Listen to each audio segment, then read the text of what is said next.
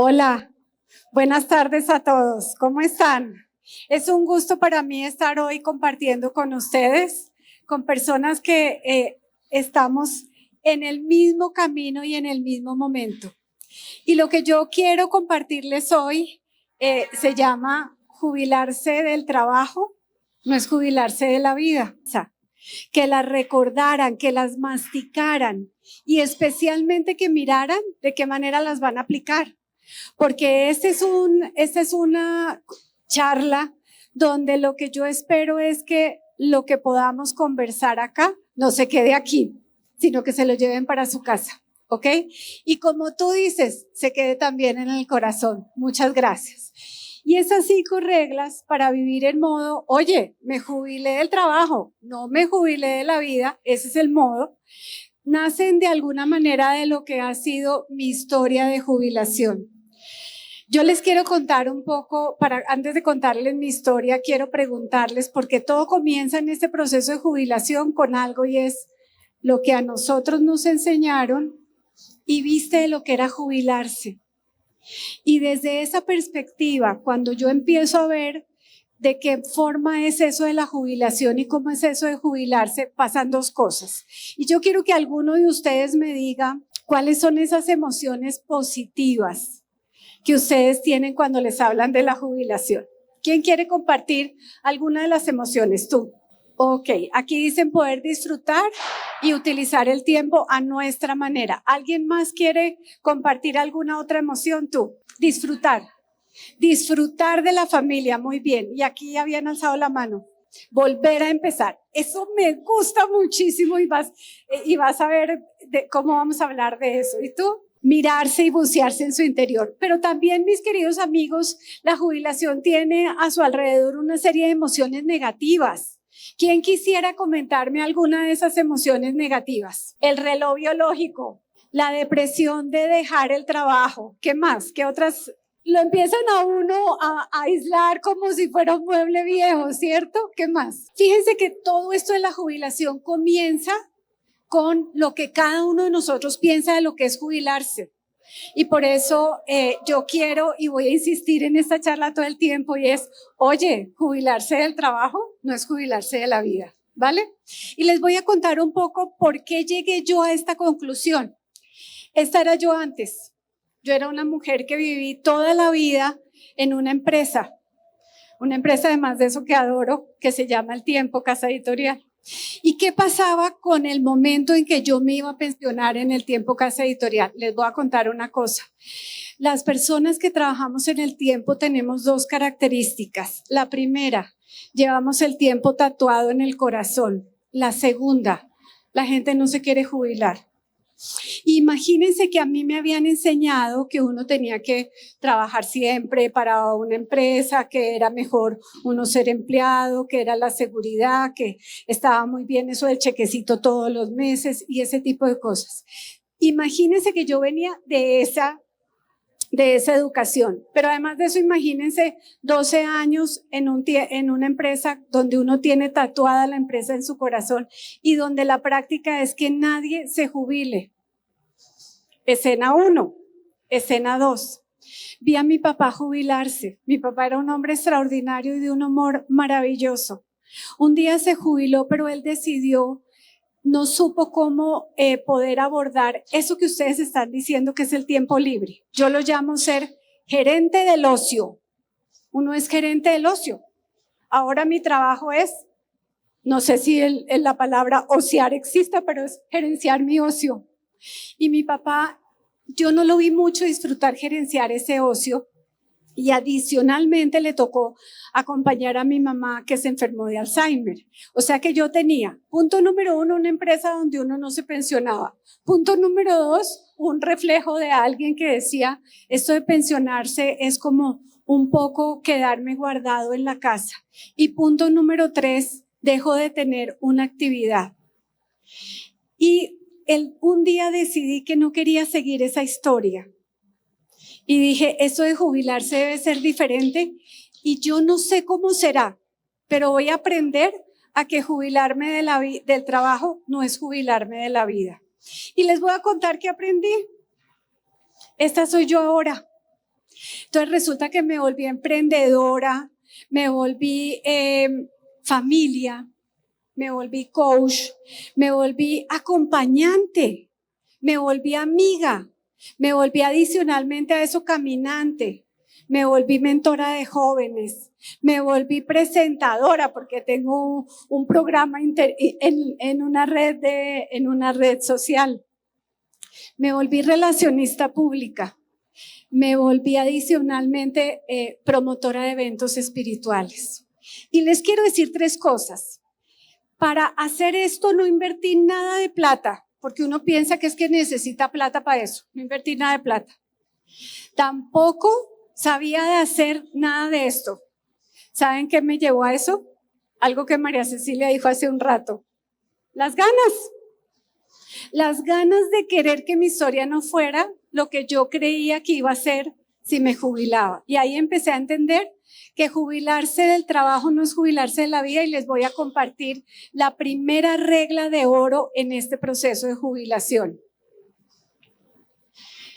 Yo siempre me había sentido nadando como pez en el agua, pero en este proceso de jubilación encontré que esta era yo nadando antes y que esta soy yo ahora nadando. Y esa es mi primera invitación con esta regla, a expandirse, a entender una cosa que después entendí, es que el cerebro nunca lo debemos jubilar. El cerebro es lo único que no se jubila. Como dijo María Cecilia, vivimos hasta el día en que nos toca vivir. Y nunca lo debemos jubilar porque necesitamos vivir continuamente en aprendizaje y necesitamos entender que jubilarse no es expandir, no es limitarse, sino expandirse. ¿Ok? Y por eso me volví todo eso que aprendí a hacer, emprendedora y todo eso que les conté, porque decidí que tenía que ese tiempo que tenía para poder gerenciar mi ocio, lo iba a invertir aprendiendo cosas nuevas que no sabía si iba a ser buena para eso o no, pero que pues ya no perdía nada en poderlo probar. ¿Lista la primera regla? ¿A quién le gusta esa primera regla? ¿Quién dice así? Muy bien. Nos vamos para la segunda regla. La jubilación es un PCT. Acuérdense esta sigla, PCT, un proceso continuo de transformación que lo activa la resiliencia y que hace adicionalmente a eso que lo moviliza su propósito de vida. Y les voy a contar una cosa, la resiliencia es tal vez una de las palabras más usadas en este tiempo y especialmente después de pandemia. Les voy a decir lo que para mí es la resiliencia y de quién lo aprendí. Lo aprendí de esta vieja que se llama Irene Villa, que es una española, que es una mujer deportista que no tiene piernas. Ella, cuando la ETA en España ponía bombas, ella iba un día en un carro cuando tenía 9 o 10 años con su mamá, le agarró una bomba y a su mamá y a ella la bomba les quitó partes de sus miembros. Y ella cuenta en una historia que está en YouTube, que la pueden ver cuando quieran, que un día llegó su mamá al hospital y le dijo: hija, esto es lo que hay. Y frente a lo que hay, tú tienes 2 caminos. Un primer camino que es hacerte el camino agradable. Tu actitud puede hacer el camino agradable. El segundo camino es amargarte. Pero ¿cuál camino decidas tú? Depende de ti. Es una elección personal. Y desde ese día, ella entendió que no tener piernas era una oportunidad y se convirtió en deportista. Y de ahí para adelante, el mensaje que yo les quiero decir es: cada uno de nosotros puede decidir la manera como queremos abordar nuestra etapa de jubilación. Esa etapa maravillosa de Revolución Silver está en nosotros. Y ese poder de decisión nadie nos lo puede quitar si nosotros no nos lo dejamos quitar. Entonces, esa es la resiliencia, es entender que la vida tiene subidas y tiene bajadas. Y que cuando yo subo o bajo, la actitud con la que yo lo haga es lo que va a hacer que mi camino sea diferente. ¿Entendido esa primera parte de la regla? Háganme así, por favor. Muy bien. ¿Les gustó la resiliencia? Ahora, ¿qué tenemos que ver con el propósito de vida? Todos caminamos y parte de nuestro trabajo y de lo que hemos hecho para llegar a ser pensionados o a ser jubilados es parte de nuestro propósito de vida. Sin embargo, en la última etapa, en cuando ya tenemos el tiempo, lo que yo quisiera que ustedes conocieran de esto es que es el tiempo de empezar a decir, oiga, mi propósito de vida se me perdió, lo tengo que volver a encontrar. Mi propósito de vida lo dejé como guardado y lo ignoré, lo tengo que volver a descubrir. O mi propósito de vida más o menos lo tengo claro, porque lo que he hecho me gusta y quiero seguir a partir de eso que me gusta, seguir como caminando y solamente lo tengo que reconfigurar. O mi propósito de vida lo tengo que restablecer, lo tenía por ahí dormidito y lo tengo que restablecer. El contactarse con ese propósito de vida, el encontrar el propósito de vida y seguir teniéndolo presente y como tú decías allá en nuestro corazón, es lo que nos va a permitir a nosotros movilizarnos. ¿Y por qué se los traigo a colación? Porque todo lo que ustedes están viendo que yo hago tiene que ver con mi misión de vida. Cuando yo me di cuenta de eso, fue que me puse en movimiento, ¿ok? Entonces, hay veces uno le dicen, oiga María Paulina, pero eso del propósito de vida, eso cómo se come, cómo hago como para volverlo, de golpe sí lo tengo por ahí presente, pero lo tengo como difuso.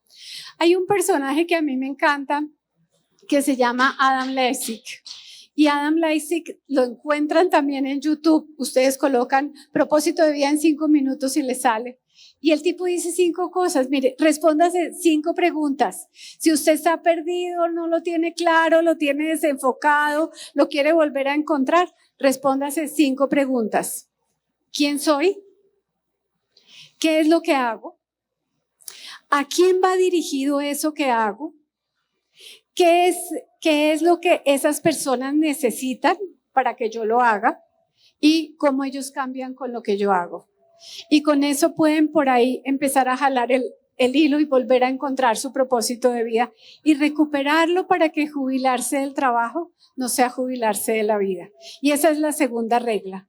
Nos vamos para la tercera. Cuídate en cuerpo y en alma. ¿Ok?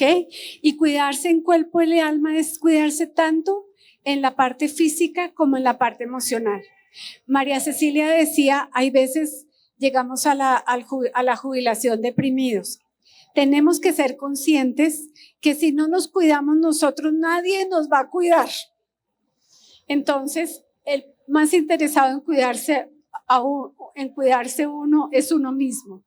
Y en primera instancia, envejecer saludablemente. Hagan ejercicio, coman rico, coman bien, balanceense, cuiden, vayan al médico.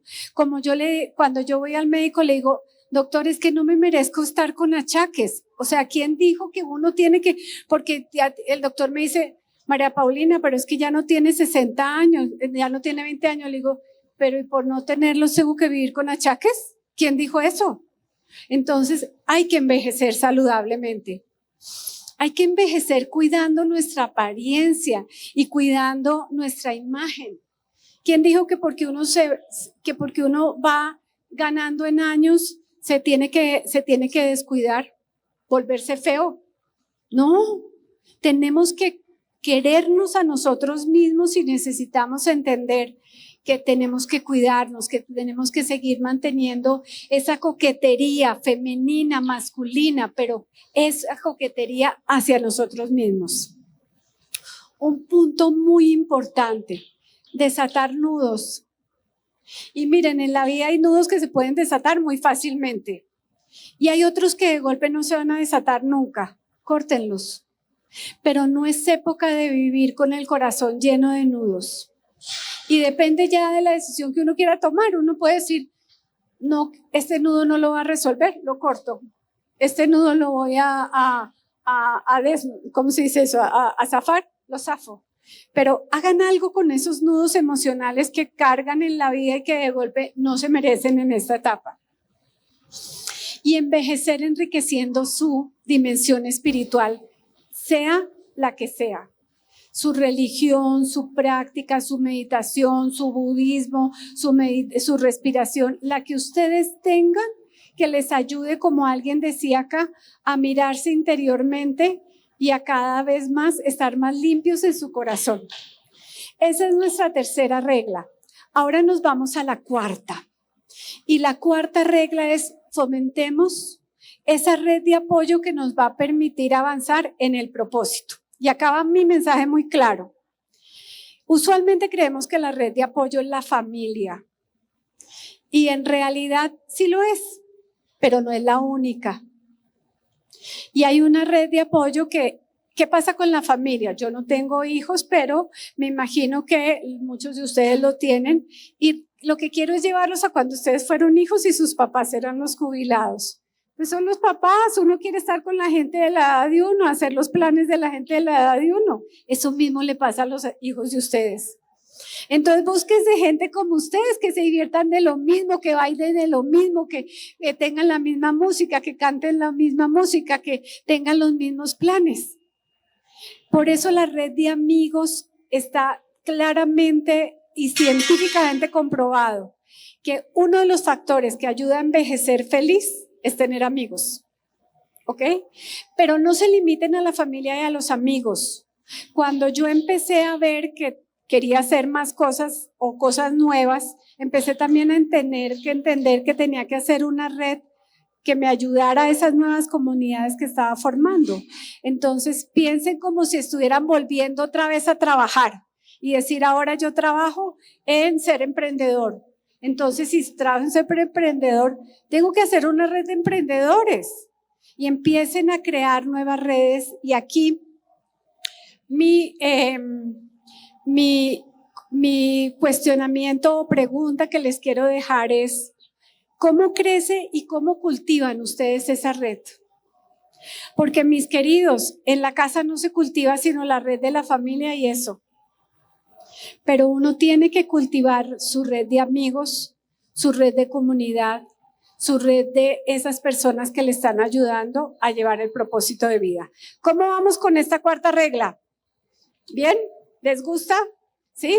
Vamos viendo cuál es la favorita, la primera, la segunda, la tercera o la cuarta. Ya vamos para la quinta. ¿Todas? ¿Todas? Ah, bueno, pues muy chévere. Me encanta eso. Nos vamos para la quinta. ¿Cómo quiero ser recordado? ¿Cómo quiero trascender? Y aquí nos vemos de cara a algo que hay que tumbar, y es el miedo a morir. Voy a traer acá la frase de un primo de mi marido que decía: mira, ya nos quedan poquitas peluqueadas. Y es verdad, nos van quedando poquitas peluqueadas. Y cuando uno le empieza a quedar poquitas peluqueadas, uno tiene que empezar a entender que hay que tomar decisiones, y hay que fundamentalmente tomar decisiones con respecto al legado que yo quiero dejar, a la manera como yo quiero dejar ser recordado, y tomar decisiones también sobre la manera como yo quiero terminar mi vida. Y en esas decisiones tengo que definir qué quiero hacer con mis cosas. Fíjense ustedes cuántas familias no están en problemas porque los papás nunca dijeron, y se fueron los papás y los hijos se pelearon. Entonces la gente cree que si yo empiezo a hablar de eso, empiezo a atraer la muerte, María Paulina. Y eso no es así. La muerte va a llegar hablando usted de eso o sin hablarlo. ¿Ok? Entonces mejor que usted sea una persona empoderada y diga: ¿qué quiero hacer con lo que yo tengo y cómo lo quiero repartir? ¿Qué quiero hacer si tengo una enfermedad? No te voy a poner a ti, hija o hijo, a decidir, porque la que estoy decidiendo soy yo. Lo único que yo te pido es que tú cumplas lo que yo decidí. Y ese tipo de conversaciones son muy importantes en este momento. Para uno chulearlas, solamente para uno chulearlas. Son conversaciones que uno puede tener una o dos veces para chulearlas. Y entonces, si tenemos que hacer un resumen, como tú decías, el proceso de jubilarse del trabajo no es jubilarse de la vida, es un proceso donde uno nace, crece, se desarrolla y no muere, sino que se transforma. Y ese es el mensaje que yo quiero dejarles también hoy acá. Nos enseñaron que nace, crece, se desarrolla y muere. Yo les digo, nace, crece, se desarrolla y se transforma. Y entonces, nuestras 5 reglas para que las puedan retener. El cerebro no se puede jubilar. La resiliencia y el propósito como motor de vida. Cuidarme en cuerpo y alma. Fomentar una red de apoyo en concordancia con mi propósito y dejar un legado y empoderarme del final de la vida. Y con esto quiero haberles agradecido este espacio de escucha e invitar de nuevo a María Cecilia que nos va a cerrar esta charla. Muchas gracias.